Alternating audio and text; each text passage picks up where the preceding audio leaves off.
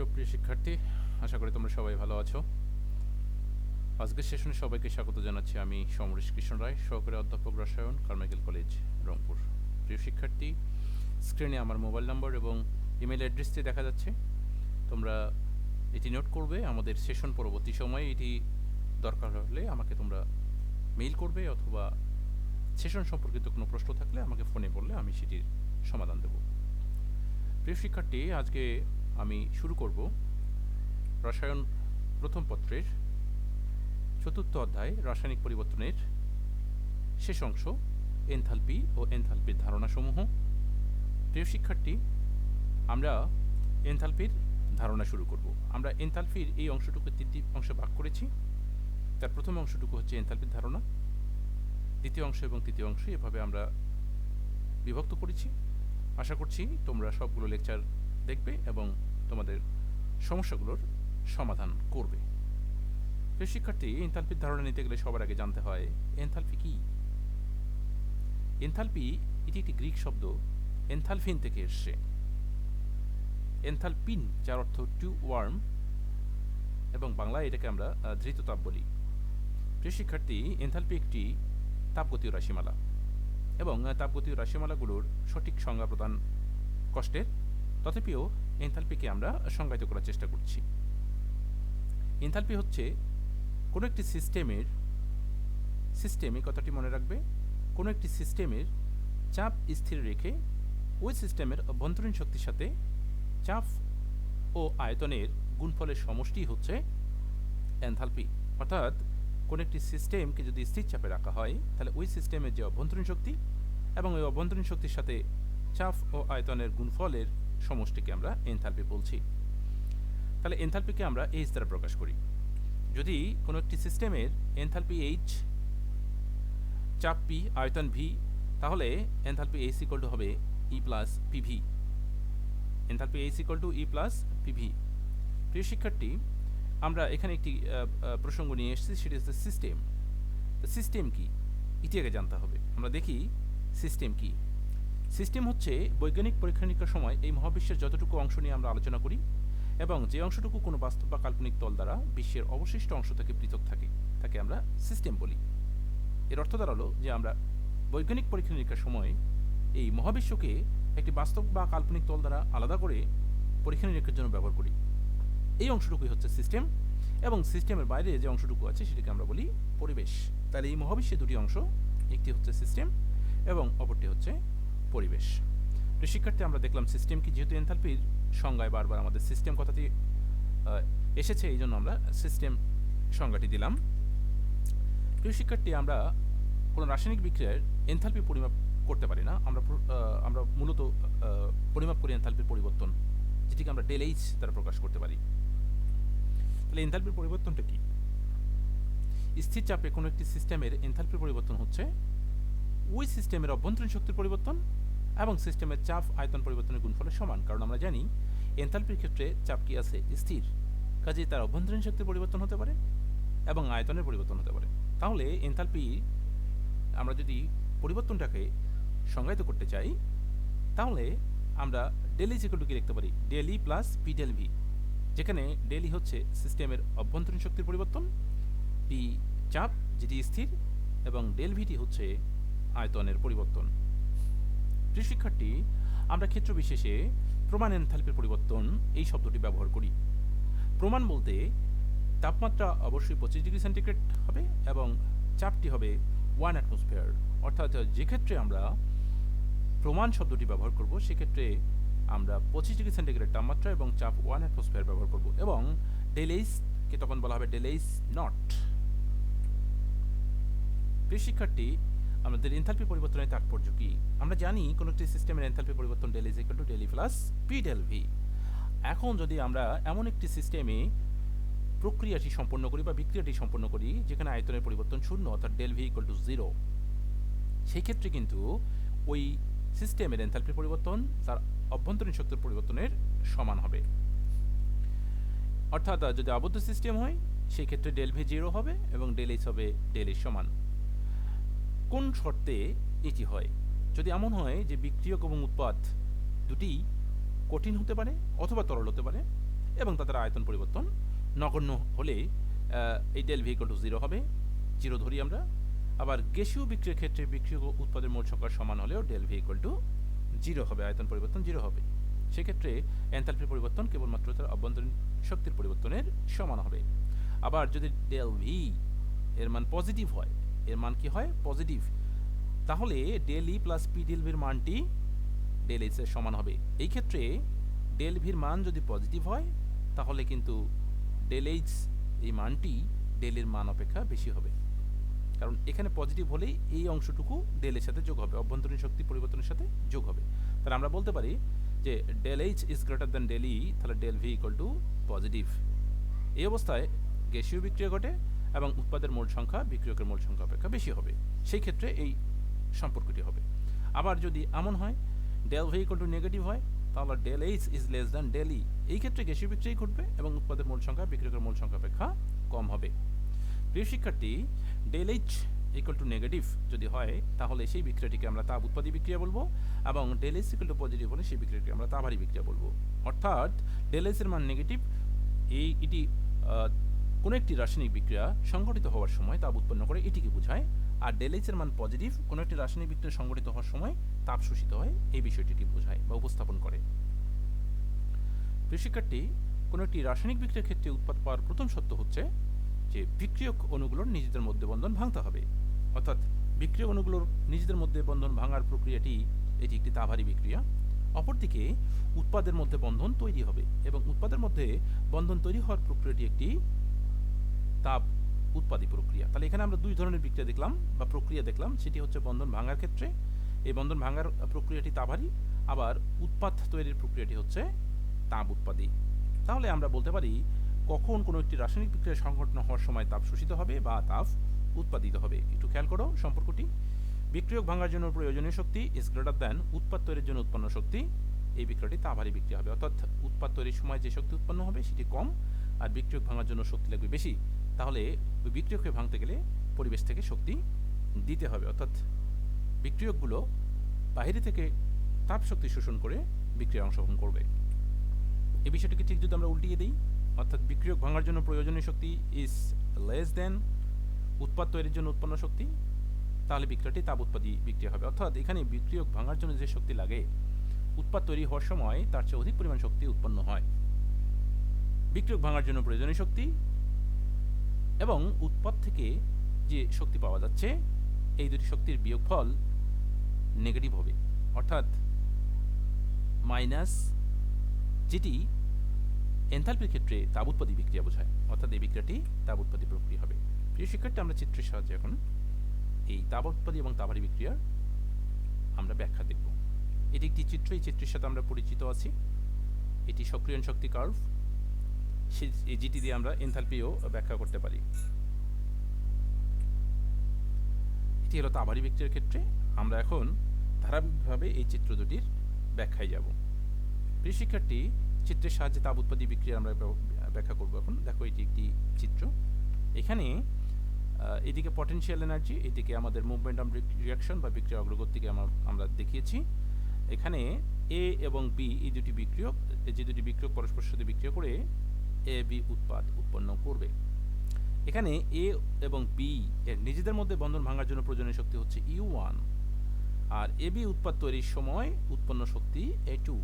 তাহলে এই লাইনটিকে যদি আমরা সোজা টেনে দিই, এইদিকে একদম টেনে দাও, টেনে দিলে কি দেখা যাবে যে E1 এবং E2-র মধ্যে E2-র পরিমাণটা কিন্তু বেশি। সেই বেশিটা কতটুকু? Del H negative. এই অংশটুকুই পরিবেশে কি হবে?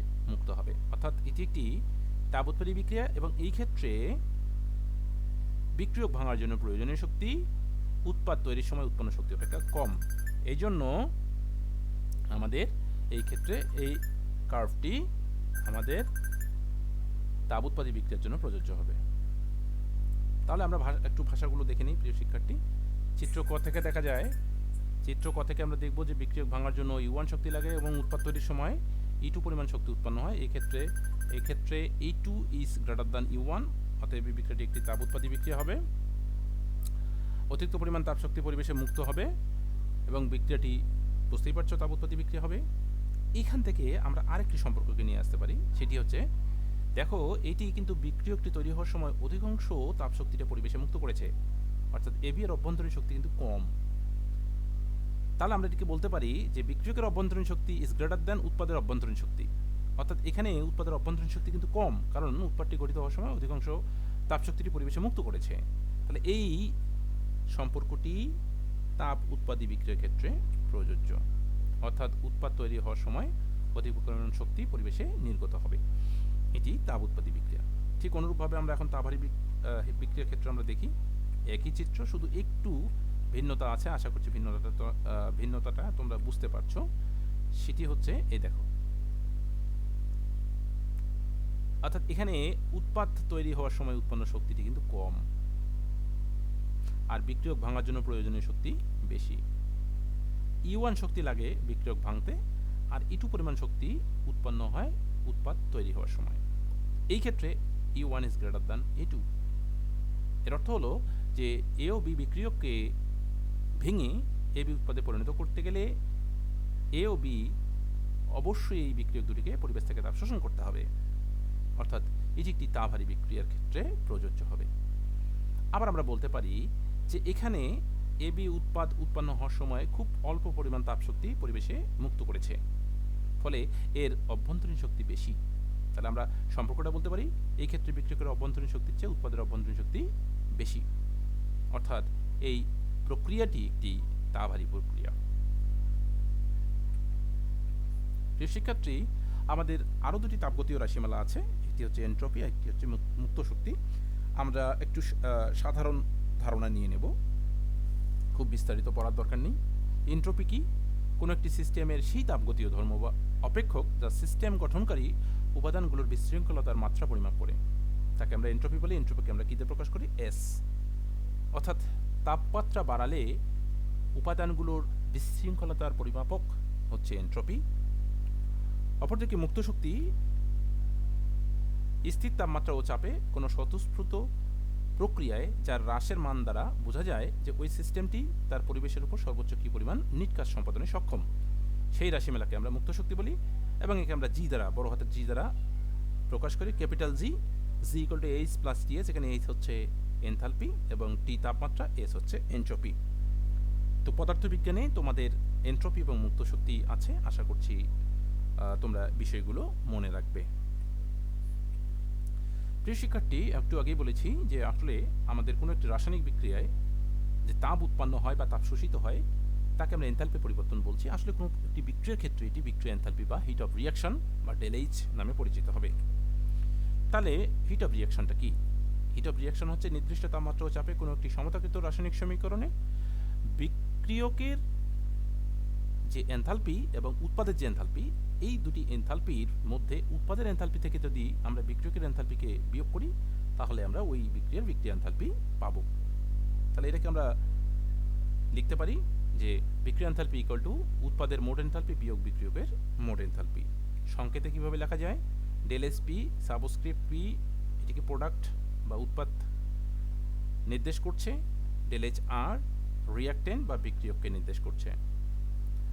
একটু আগেই বলেছি যে 25 ডিগ্রি সেন্টিগ্রেড তাপমাত্রা ও 1 অ্যাটমসফিয়ার চাপে যদি আমরা এটি হিসাব করি তাহলে এই বিক্রিয়া এনথালপিটার পরিবর্তন হয়ে যাবে প্রমাণ বিক্রিয়া এনথালপি হিসাবে, যাকে আমরা ডেল এইচ নট দ্বারা প্রকাশ করছি। Del H naught. প্রিয় শিক্ষার্থী, আমরা এই অংশটুকুতে যে রাসায়নিক বিক্রিয়াগুলো নিয়ে কাজ করব সেই রাসায়নিক বিক্রিয়াগুলোর ক্ষেত্রে আমাদের অবশ্যই বিক্রিয়াগুলোকে সমতা করতে হবে এবং ওই সমীকরণগুলোকে আমরা বলবো তাপ রাসায়নিক সমীকরণ। কোনগুলোকে একটু খেয়াল করে দেখো। দেখো এখানে আমাদের বিক্রিয়ক, এই একটি বিক্রিয়ক, এই একটি উৎপাদ, এই একটি উৎপাদ, এবং ডান প্রান্তে আমরা এই বিক্রিয়ায় কতটুকু তাপ শোষিত হয়েছে সেটি নির্দেশ করে দিয়েছি। তাপ শোষিত হতে পারে, তাপ উৎপন্ন হতে পারে। এই সম্পূর্ণ সমীকরণটিকে একটি তাপ রাসায়নিক সমীকরণ বলছি। তাহলে এখানে মূল বিষয়গুলো দেখো। এখানে বিক্রিয়ক এবং উৎপাদের অবশ্যই ভৌত অবস্থা উল্লেখ থাকতে হবে, বিক্রিয়াটিকে অবশ্যই সমতা করতে হবে, আমরা সমতা করেছি, এবং ওই বিক্রিয়ায় কতটুকু তাপ শোষিত হবে বা উৎপাদিত হবে সেটিকে আমাদের ডান প্রান্তে দেখাতে হবে। তাহলেই সেই সমীকরণটি একটি তাপ রাসায়নিক সমীকরণ হিসেবে পরিগণিত হবে। প্রিয় শিক্ষার্থী, আমরা এখন দেখব এনথালপির শ্রেণী বিভাগ। এনথালপিকে আসলে অনেকগুলো ভাগেই বিভক্ত করা যায়, তবে আমরা এখানে প্রধান প্রধান এনথালপিগুলো নিয়ে একটু আলোচনা করব। আমাদের প্রধান প্রধান এনথালপিগুলো হচ্ছে প্রশমন এনথালপি, দ্রবণ এনথালপি, দহন এনথালপি, গঠন এনথালপি। বন্ধন এনথালপি, রূপান্তরকরণ এনথালপি, পরমাণুকরণ enthalpy, lattice enthalpy, hydration enthalpy, গলন এনথালপি, বাষ্পীকরণ এনথালপি, ঊর্ধ্বপাতন এনথালপি, এছাড়াও কিন্তু এনথালপি আছে। এছাড়াও আমাদের যে এনথালপিগুলো আছে এগুলো আমাদের আমরা একটু দেখে নেব। আমরা এখানে প্রধান প্রধান যে এনথালপিগুলো আছে সেই প্রধান প্রধান এনথালপিগুলো নিয়ে আলোচনা করব। তো শুরুতেই আসছে আমাদের প্রশমন এনথালপি, হিট অফ নিউট্রালাইজেশন, প্রশমন। তো প্রশমন বিক্রিয়াটির সাথে আমরা একেবারেই পরিচিত, সেটি হচ্ছে অ্যাসিড এবং ক্ষারের বিক্রিয়া। এবং সাধারণ তাপমাত্রায় অ্যাসিড এবং ক্ষারের বিক্রিয়ায় 1 মোল পানি উৎপন্ন করতে এনথালপি যে পরিবর্তন হয় বা যে পরিমাণ তাপ উৎপন্ন হয় তাকে আমরা ওই অ্যাসিড ক্ষার বিক্রিয়ার প্রশমন এনথালপি বলি। এর অর্থ দাঁড়ালো যে প্রশমন করতে গেলে আমাদের সবসময় 1 মোল পানি উৎপন্ন করেই প্রশমন তাপের মানটাকে হিসাব করতে হবে, যেটিকে আমরা এভাবে ভাষায় লিখি যে প্রকৃতপক্ষে কোনো লঘু দ্রবণে 1 মোল হাইড্রোজেন আয়নের সাথে 1 মোল হাইড্রোক্সিল আয়নেরই বিক্রিয়ায় 1 মোল পানি উৎপন্ন হয়, এবং এতে যে এনথালপি পরিবর্তন ঘটবে তাকে আমরা বলবো অ্যাসিড ক্ষার বিক্রিয়ার প্রশমন এনথালপি। তাহলে বিষয়টি দাঁড়ালো যে 1 মোল পানি উৎপন্ন করতে যে পরিমাণ তাপ উৎপন্ন হচ্ছে সেই পরিমাণ তাপে হচ্ছে ওই অ্যাসিড ক্ষার বিক্রিয়ার প্রশমন এনথালপি। প্রিয় শিক্ষার্থী, আমাদের সাধারণত অ্যাসিড ক্ষার বিক্রিয়ার 4 ভাবে সংগঠিত হতে পারে। তীব্র অ্যাসিড তীব্র ক্ষার, এর প্রশমন তাপের মান ধ্রুবক। তীব্র অ্যাসিড দুর্বল ক্ষার, প্রশমন তাপের মান ধ্রুবক মানের চেয়ে কম হয়। দুর্বল অ্যাসিড তীব্র ক্ষার, প্রশমন তাপের মান ধ্রুবক মান অপেক্ষা কম হবে। দুর্বল অ্যাসিড দুর্বল ক্ষার, প্রশমন তাপের মান ধ্রুবক মান অপেক্ষা কম হবে। কেন কম হবে এটা আমরা ব্যাখ্যা করব। প্রথম বিষয়টি দাঁড়াচ্ছে যে তীব্র অ্যাসিড ও তীব্র ক্ষারের প্রশমন তাপের মান ধ্রুবক কেন। এটি হলো -57.34 কিলোজুল পার মোল। প্রিয় শিক্ষার্থী, আমরা জানি যে প্রত্যেকটি শক্তিশালী অ্যাসিড এবং শক্তিশালী ক্ষারের বিক্রিয়া কিন্তু আয়নিক বিক্রিয়া, এবং অ্যাসিড এবং ক্ষারসমূহ বিক্রিয়ায় অংশগ্রহণের পূর্বেই কিন্তু আয়নিত অবস্থায় থাকে, এবং তারা পরস্পরের সাথে বিক্রিয়া করে যে লবণগুলো উৎপন্ন করে সেই লবণগুলোও কিন্তু দ্রবণে আয়নিত অবস্থায় থাকে। ফলে তীব্র অ্যাসিডের 1 মোল হাইড্রোজেন আয়ন এবং 1 মোল হাইড্রোক্সিল আয়ন বিক্রিয়ার ফলে কিন্তু 1 মোল পানিই তৈরি করে। যেহেতু তীব্র অ্যাসিড এবং তীব্র ক্ষার সম্পূর্ণরূপে আয়নিত অবস্থায় থাকে, এই জন্য আমরা পরীক্ষায় দেখা গেছে যে প্রত্যেকটি তীব্র অ্যাসিড এবং তীব্র ক্ষার সম্পূর্ণরূপে আয়নিত হয়ে 1 মোল পানি উৎপন্ন করে, এবং পরীক্ষা নিরীক্ষার মাধ্যমে এটি মানটি পাওয়া গেছে -57.34 কিলোজুল। যেহেতু প্রত্যেকটি তীব্র অ্যাসিড এবং তীব্র ক্ষার 1 মোল পানি উৎপন্ন করে বিক্রিয়ায়, সেহেতু তার প্রশমন তাপের মানটা কনস্ট্যান্ট বা ধ্রুবক হয়, এবং সেটি -57.34 কিলোজুল। উদাহরণস্বরূপ আমরা সোডিয়াম হাইড্রোক্সাইড এবং এসিলের কথা বলতে পারি।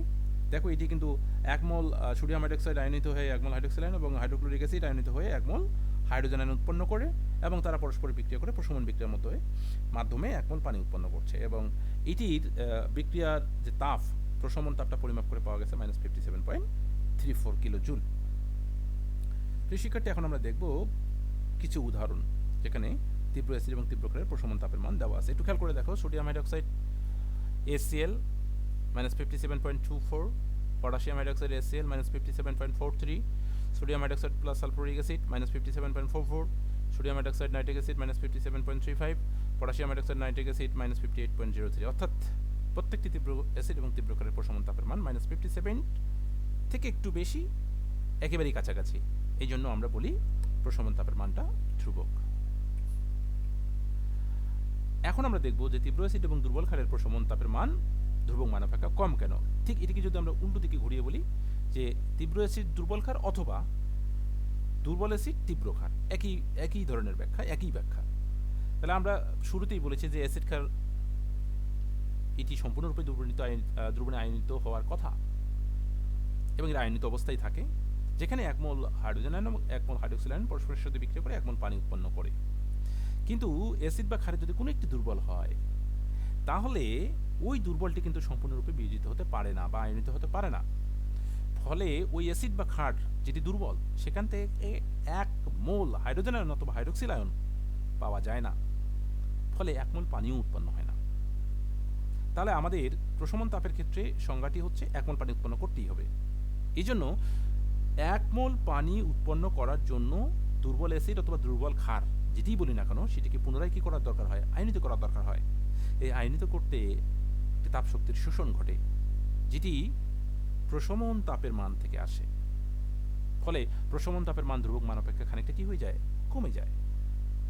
এর অর্থ দাঁড়ালো যে যদি অ্যাসিড বা ক্ষার এর মধ্যে যে কোনো একটি দুর্বল হয়, তাহলে সেটিকে আয়নিত করে 1 মোল পানি উৎপন্ন করার জন্য যে পরিমাণ হাইড্রোক্সিল আয়ন বা হাইড্রোজেন আয়ন লাগবে, সেই পরিমাণ হাইড্রোক্সিল আয়ন বা হাইড্রোজেন আয়নের জন্য ওই দুর্বল অ্যাসিড বা ক্ষারটিকে পুনরায় প্রশমিত করতে হবে। এবং এই প্রশমন এবং এই আয়নীকরণ করার জন্য যে পরিমাণ তাপ শোষিত হবে ওই তাপটি প্রশমন তাপ থেকে আসবে। ফলে প্রশমন তাপের মান ধ্রুবক মান অপেক্ষা কিছুটা কমে যাবে।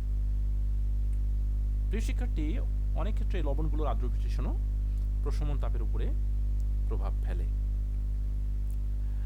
আরেকটি বিষয় মনে রাখবা যে আমাদের দুর্বল অ্যাসিড বা দুর্বল ক্ষারের কিন্তু একই ব্যাখ্যা। কারণটি হচ্ছে, যদি অ্যাসিড দুর্বল হয়, ক্ষারও দুর্বল হয়, তাহলে 1 মোল পানি উৎপন্ন করার জন্য অ্যাসিডকেও আয়নিত করতে হবে, ক্ষারকেও আয়নিত করতে হবে, দুটোকেই পুনরায় আয়নিত করতে হবে।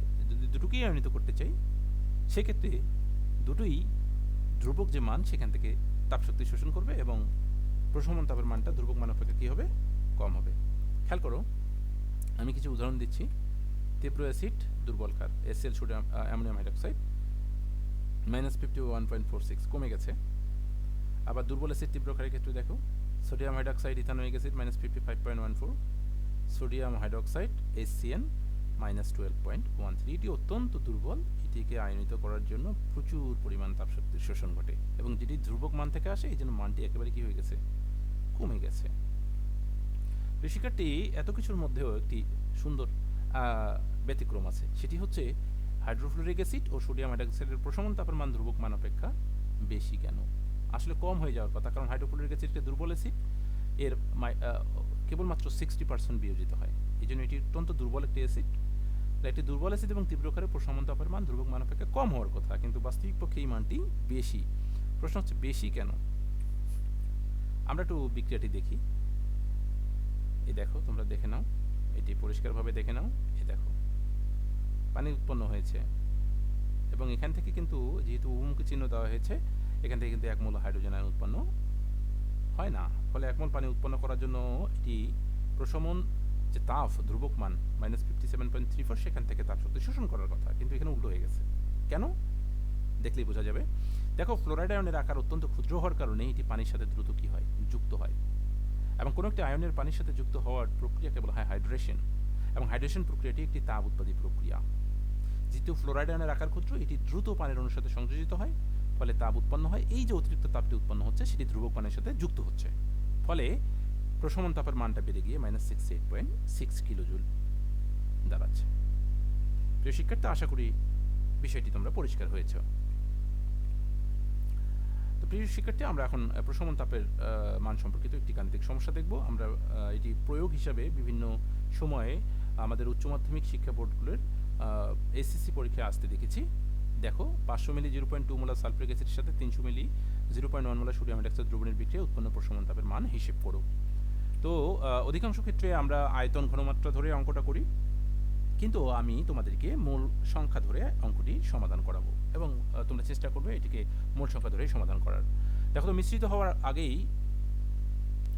সালফারিক অ্যাসিডের মোল সংখ্যা কত? 500 মিলি 0.2 মোলার সালফারিক অ্যাসিডের মোল সংখ্যা হচ্ছে 0.1 মোল। এখানে সালফারিক অ্যাসিড 500 গুণন 0.2 ডিভাইড বাই 1000। এখানে 1000 দিলাম কেন?